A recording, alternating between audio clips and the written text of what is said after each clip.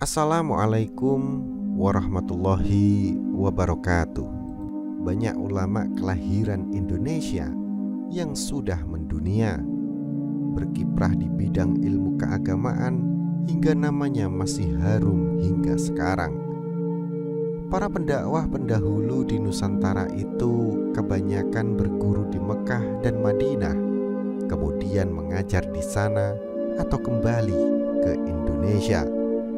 Berikut adalah 7 ulama Nusantara yang mendunia. Pertama, Syekh Muhammad Arsyad Al-Banjari. Namanya tidak hanya dikenal oleh masyarakat Nusantara, tapi juga kaum muslimin di Filipina, Turki, Arab Saudi, Mesir, dan India.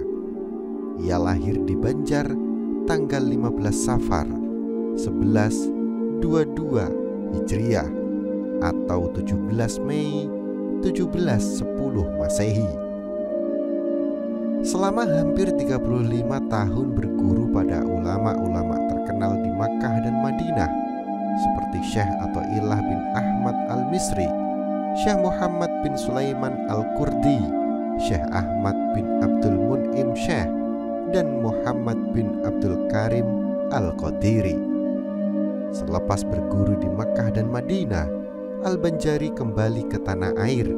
Ia membuka pusat-pusat studi Islam untuk membantu masyarakat menimba ilmu pengetahuan. Al-Banjari berhasil menulis berpuluh-puluh karya. Salah satu yang termasyhur adalah kitab Sabilal Muhtadin yang kerap menjadi referensi para penulis buku fikih. Pada 6 Syawal 1227 atau 3 Oktober 1812 Masehi, Al-Banjari wafat. Untuk mengenang karya dan jasanya, masyarakat Banjarmasin mendirikan Masjid Raya Sabilal Muhtadin. Kedua, Syekh Sulaiman Ar-Rasuli Al-Minangkabawi. Ia seangkatan dengan Kiai Haji Hasyim Asy'ari, pendiri Nahdlatul Ulama, lahir di Candan, Sumatera Barat pada tahun 1871. Sulaiman menuntut ilmu agama di Mekah dan antara lain berguru pada ulama Minang yang tinggal di Tanah Suci, Syekh Ahmad Khatib Abdul Latif Al-Minangkabawi. Sekembalinya ke tanah air, ia menyebarkan ajaran Islam dengan sistem lesehan atau duduk bersila. Baru pada tahun 1928 Al-Minangkabawi menggunakan bangku. Pada tahun 1928 juga Al-Minangkabawi bersama Syekh Abbas Ladang Lawas dan Syekh Muhammad Jamil Jaho menggagas berdirinya organisasi yang sempat menjadi partai politik, yaitu Persatuan Tarbiyah Islamiyah atau PERTI. Ketiga, Syekh Sayyid Utsman Betawi. Nama lengkapnya Sayyid Utsman bin Abdullah bin Aqil bin Umar bin Yahya Al-Alawi, namun lebih dikenal dengan sebutan Habib Utsman Mufti Betawi. Lahir di Pekojan, Jakarta 17 Rabiul Awal 1238 atau 2 Desember 1822 Masehi. Habib Utsman adalah sahabat ulama besar Sayyid Yusuf An-Nabhani, mufti di Beirut. Selama di Mekah, Habib Utsman menimba ilmu pada Syekh Ahmad Ad-Dimyati, Sayyid Muhammad bin Husain Al-Habsyi, Sayyid Ahmad bin Zaini Dahlan, dan Syekh Rahmatullah. Semasa hidupnya, Mufti Betawi berhasil menulis karya sebanyak 109 buah. Dalam memutuskan suatu perkara, ia dikenal sangat tegas. Tak heran kalau ulama-ulama asli Jakarta yang ada sekarang sangat mengagumi sosok Mufti Betawi dan menjadikannya guru teladan. Keempat, Syekh Muhammad Khalil Al-Maduri. Lahir pada 11 Jumadil Akhir 1235, 27 Januari 1820 di Bangkalan, Madura. Al-Maduri atau Mbah Kholil ini berasal dari keluarga ulama. Ia sempat berguru kepada Kiai Muhammad Nur di Pondok Pesantren Langitan Tuban, Jawa Timur. Mbah Kholil semasa mudanya berhasil menghafal Al-Quran, juga mampu menguasai qiraah 7 atau qiraah sab'ah, 7 cara membaca Al-Quran. Tahun 1859 Mbah Kholil menuju ke Mekah. Ia bersahabat dengan Syekh Nawawi Al-Bantani. Sekembalinya ke tanah air, Mbah Kholil mendirikan pondok pesantren di daerah Cengkebuan, 1 kilometer dari tanah kelahirannya.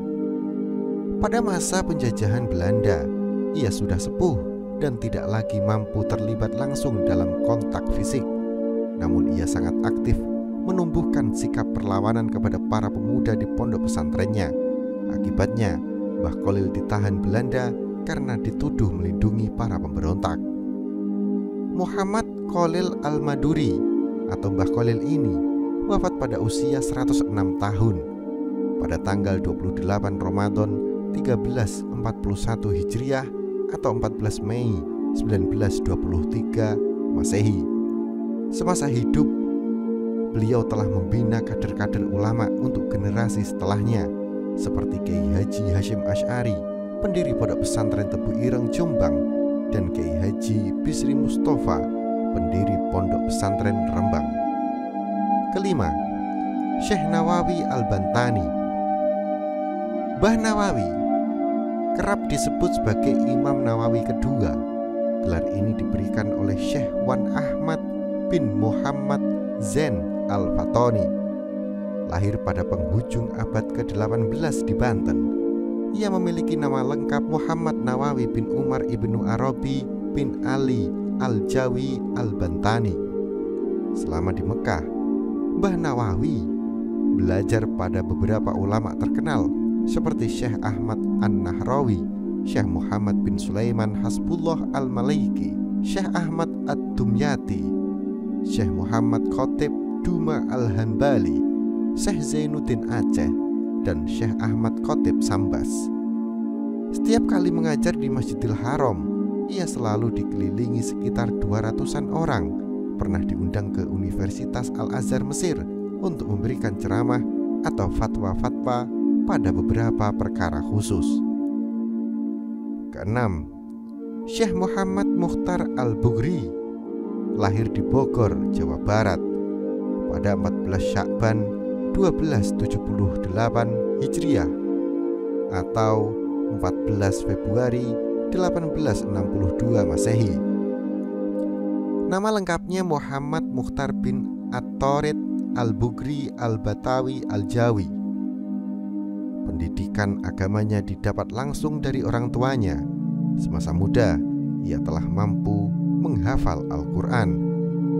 Tahun 1299 Hijriah, beliau ke Batawi atau Jakarta untuk menimba ilmu kepada Sayyid Utsman. Tidak puas juga, ia kemudian menuju ke Mekah. Selama di Mekah, Mukhtar Al-Bughri belajar pada ulama termasyhur Syekh Ahmad Al-Fatoni. Ia juga diberi kesempatan untuk mengajar di Masjidil Haram selama 28 tahun. Setiap kesempatan mengajar, ia selalu dikelilingi sekitar 400-an murid. Semasa hidupnya, ia telah menulis berpuluh-puluh karya.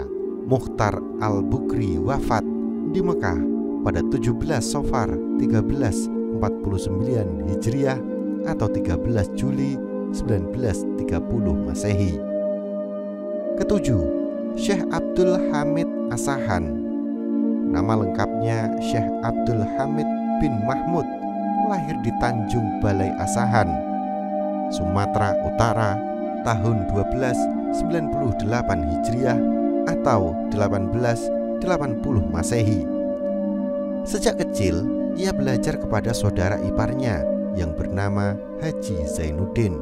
Setelah itu belajar pada ulama termasyhur di Asahan bernama Syekh Muhammad Isa, mufti kerajaan Asahan. Syekh Muhammad Isa menganjurkan Abdul Hamid untuk menimba ilmu ke Mekah. Pasalnya, Abdul Hamid memiliki talenta untuk menjadi ulama. Sampai di Mekah, Abdul Hamid As-Sahan langsung diterima belajar di halaqah Syekh Ahmad Al-Fatoni. Sayang, 2 tahun kemudian Syekh Ahmad Al-Fatoni meninggal dunia yang pada tahun 1325 Hijriah atau 1908 Masehi. Walau berinteraksi hanya sekitar 2 tahun, rasa kasih sayang Syekh Ahmad Al-Fatoni begitu kuat. Abdul Hamid As-Sahan kemudian berguru pada Syekh Khotib bin Abdul Latif Minangkabawi. Proses belajar ini sempat terganggu karena meletusnya Perang Dunia I yang pada tahun 1914 sampai 1918. Ia terpaksa pulang ke Tanjung Balai As-Sahan. Abdul Hamid kemudian mendirikan Madrasah Ulumil Arabiyah. Seiring berjalannya waktu, madrasah ini berkembang pesat dan menjadi termasyhur di Sumatera Utara. Abdul Hamid As-Sahan melengkapi hidupnya dengan menulis berpuluh-puluh buku. Ia wafat pada 10 Rabiul Akhir 1370 Hijriah atau 18 Februari 1951. Itulah 7 ulama Nusantara yang mendunia yang dimiliki oleh Indonesia. Bagaimana menurut Anda tentang video ini? Jikalau masih ada para ulama yang belum terdaftar dalam video ini, silahkan bisa tulis di kolom komentar. Jangan lupa untuk melihat dan menonton video lainnya di Kisah Karomah Wali atau KKW Channel. Dan jika Anda rasa video ini bermanfaat, silakan like, subscribe, dan bagikan video ini ke seluruh jaringan yang Anda miliki. Wallahu a'lam bishawab. Wassalamualaikum warahmatullahi wabarakatuh.